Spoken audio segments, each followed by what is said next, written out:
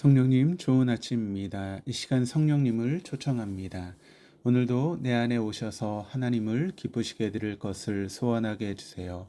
오늘 말씀을 통해 구체적으로 무엇을 해야 할지를 깨닫게 해주세요. 깨달은 것을 삶 속에서 실천할 수 있도록 도와주세요. 아멘. 오늘 함께 나누실 하나님 말씀은 베드로전서 2장 1절에서 10절까지 말씀입니다. 제2장. 그러므로 모든 악독과 모든 기만과 외식과 시기와 모든 비방하는 말을 버리고 갓난아기들 같이 순전하고 신령한 저지를 사모하라. 이는 그로 말미암아 너희로 구원에 이르도록 자라게 하려 함이라. 너희가 주의 인자하심을 맛보았으면 그리하라. 사람에게는 버림바가 되었으나 하나님께는 택하심을 입은 보배로운 산돌이신 예수께 나아가 너희도 산돌같이 신령한 집으로 세워지고 예수 그리스도로 말미암아 하나님이 기쁘게 받으실 신령한 제사를 드릴 거룩한 제사장이 될지니라. 성경에 기록되었을 때 보라, 내가 택한 보배로운 모퉁이 돌을 시온에 두노니 그를 믿는 자는 부끄러움을 당하지 아니하리라 하였으니, 그러므로 믿는 너희에게는 보배이나 믿지 아니하는 자에게는 건축자들이 버린 그 돌이 모퉁이의 머릿돌이 되고 또한 부딪히는 돌과 걸려 넘어지게 하는 바위가 되었다 하였느니라. 그들이 말씀을 순종하지 아니함으로 넘어지나니 이는 그들을 이렇게 정하신 것이라. 그러나 너희는 택하신 족속이요 왕같은 제사장들이요 거룩한 나라요 그의 소유가 된 백성이니 이는 너희를 어두운 데서 불러내어 그의 기이한 빛에 들어가게 하신 이에 아름다운 덕을 선포하게 하려 하심이라. 너희가 전에는 백성이 아니더니 이제는 하나님의 백성이요 전에는 공유를 얻지 못하였더니 이제는 공유를 얻은 자니라. 오늘 본문에서 베드로는 믿음으로 살게 된 자들이 어떻게 살아가야 하는지를 알려줍니다. 1절, 2절입니다. 그러므로 모든 악독과 모든 기만과 외식과 시기와 모든 비방하는 말을 버리고 갓난 아기들 같이 순전하고 신령한 젖을 사모하라. 이는 그로 말미암아 너희로 구원에 이르도록 자라게 하려 함이라. 가난아기는 이쁩니다. 그런데 아기는 반드시 성장해야 합니다. 몸이 성장하면서 정서적으로도 성장해야 합니다. 몸은 어른인데 생각과 행동이 아이라면 그것은 심각한 문제입니다. 그래서 성인 아이라고 하는 말을 사용합니다.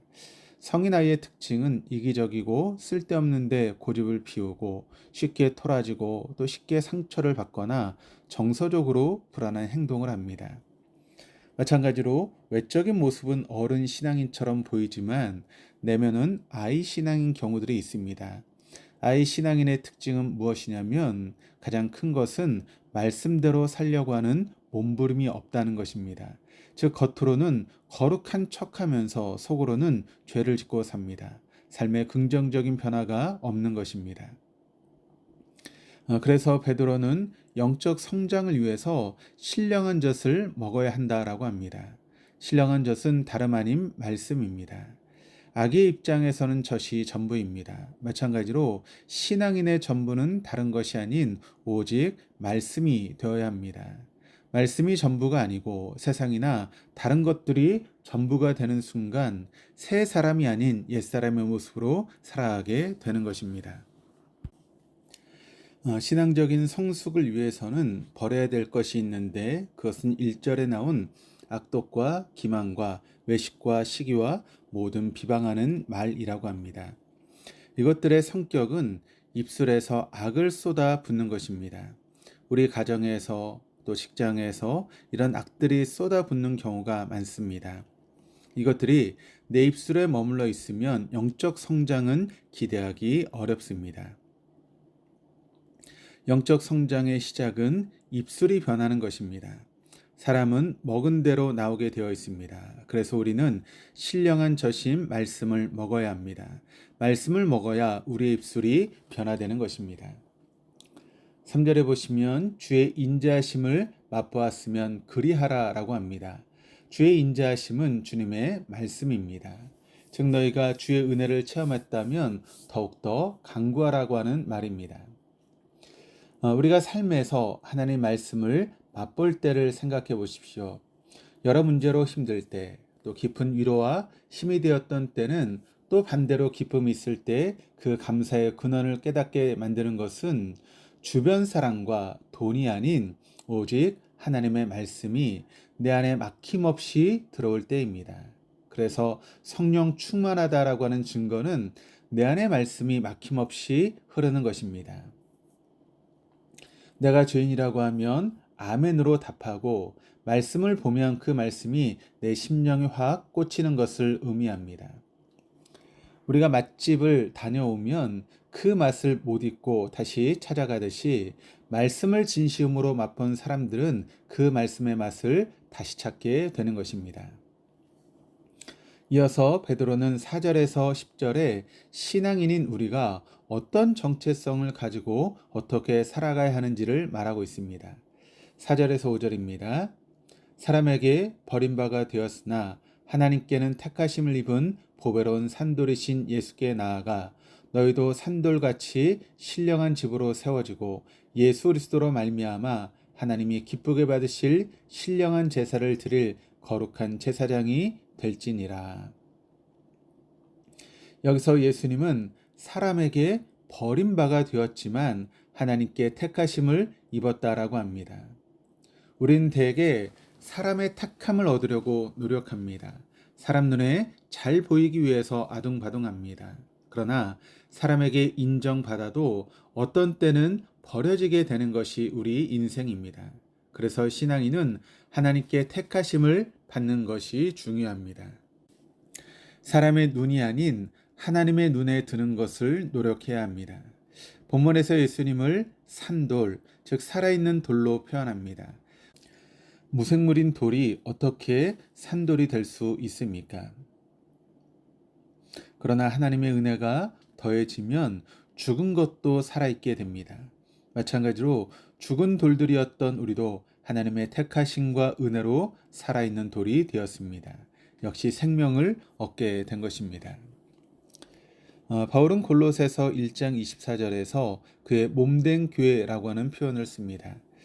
우리는 주님을 믿는 순간 그리스도의 몸이 되며 믿는 지체들과 서로 연결이 됩니다. 연결이 된다라고 하는 것은 서로 막힘이 없다라고 하는 것입니다. 몸의 혈관 하나가 막히면 큰 문제가 생기게 됩니다. 따라서 막힘없이 피가 흘러야 되는 것처럼 그리스도의 몸인 교회라는 것은 서로 간에 막힘없이 말씀이 흘러야 하는 것입니다. 또한 예수님의 능력이 서로에게 흘러가는 것입니다. 이것이 바로 신령한 제사입니다. 거룩한 제사장이 된 우리가 서로에게 말씀과 능력과 은혜를 막힘없이 흐르게 하는 것입니다. 그러나 서로 간의 은혜가 아닌 죄가 막힘없이 흐르면 안 됩니다. 한번 생각해 보십시오. 나는 말씀을 흐르게 하는 전달자인지 아니면 말씀을 막거나 죄를 흐르게 하는 사람인지를 깊이 생각해 보아야 합니다. 6절에서 8절입니다. 성경에 기록되었을 때 보라 내가 택한 보배로운 모퉁이 돌을 시온에 두노니 그를 믿는 자는 부끄러움을 당하지 아니하리라 하였으니 그러므로 믿는 너희에게는 보배이나 믿지 아니하는 자에게는 건축자들이 버린 그 돌이 모퉁이의 머릿돌이 되고 또한 부딪히는 돌과 걸려 넘어지게 하는 바위가 되었다 하였느니라. 그들의 말씀을 순종하지 아니함으로 넘어지나니 이는 그들을 이렇게 정하신 것이라. 당시 건축자재는 대부분 돌이었습니다. 모퉁이 돌은 벽과 벽 사이를 잇는 단단한 돌로 건축의 중요한 역할을 담당했습니다. 예수님께서는 구약에서 예언된 보배로운 인생의 모퉁이 돌로 우리에게 오셨지만 유대인들은 나귀를 타고 오신 초라한 예수님을 버렸습니다. 하지만 하나님께서는 버려진 예수님을 예언대로 세상을 구원할 모퉁이 돌이 되게 만드셨습니다. 이 말씀에 소망이 있는 것은 우리도 모퉁이 돌처럼 사용되고 그런 은혜가 우리에게 임할 수 있기 때문입니다. 만약 우리 삶에 버려진 것들이 있거나 남들 보기에 시원찮은 것들이 있더라도 낙심하지 마십시오. 하나님은 그 버려진 것을 내 삶에, 내 학업에, 내 사업에, 내 직장에 모퉁이돌로 만드시는 은혜를 베푸실 것이기 때문입니다. 8절에 예수님은 믿는 자에게 보배와 모퉁이돌이 되지만 믿지 않는 자에게는 부딪히는 돌과 거치는 반석이 된다라고 하는 심판의 말씀을 하십니다. 우리가 예수님을 모퉁이돌로 여긴다라고 하는 것은 말씀을 철저하게 의지하고 행하는 것입니다. 그럴 때 우리의 삶에 수많은 걸림돌이 있을지라도 하나님은 그 걸림돌을 부수어 주시고 한편으로 그 걸림돌을 오히려 단단한 디딤돌로 변화시켜 주실 것입니다. 마지막 9절에서 10절에 예수님을 보배로운 모퉁이돌로 삼는 우리가 하나님의 은혜로 어떤 신분으로 변화되었는지를 살펴보겠습니다. 9절 10절입니다. 그러나 너희는 택하신 족속이요 왕같은 제사장들이요 거룩한 나라요 그의 소유가 된 백성이니 이는 너희를 어두운 데서 불러내어 그의 기이한 빛에 들어가게 하신 이의 아름다운 덕을 선포하게 하려 하심이라. 너희가 전에는 백성이 아니더니 이제는 하나님의 백성이요 전에는 긍휼을 얻지 못하였더니 이제는 긍휼을 얻은 자니라. 주님께서 우리를 택하신 족속으로 왕같은 제사장으로 거룩한 나라로 그의 소유된 백성으로 삼아 주셨다라고 합니다. 여기서 왕같은 제사장이란 표현은 종교개혁자였던 루터가 주장한 만인 사제설에 근거가 되는 것이라고 하지만 핵심은 왕같은 제사장이라고 하는 정체성입니다. 왕이란 경쟁자가 없습니다. 경쟁이란 세상의 논리입니다. 우리는 세상의 논리대로 사는 사람이 아니라고 하는 것입니다. 그리고 제사장은 구별된 사람으로 세상과 구별된 삶을 추구합니다. 또한 우리는 세상의 나라가 아닌 거룩한 나라에서 살아가며 세상의 소유가 아닌 하나님의 소유로 살아가는 사람들이라고 하는 의미입니다. 즉, 세상의 통치를 받는 사람들이 아니라 말씀의 통치를 받는 거룩의 사람들인 것입니다.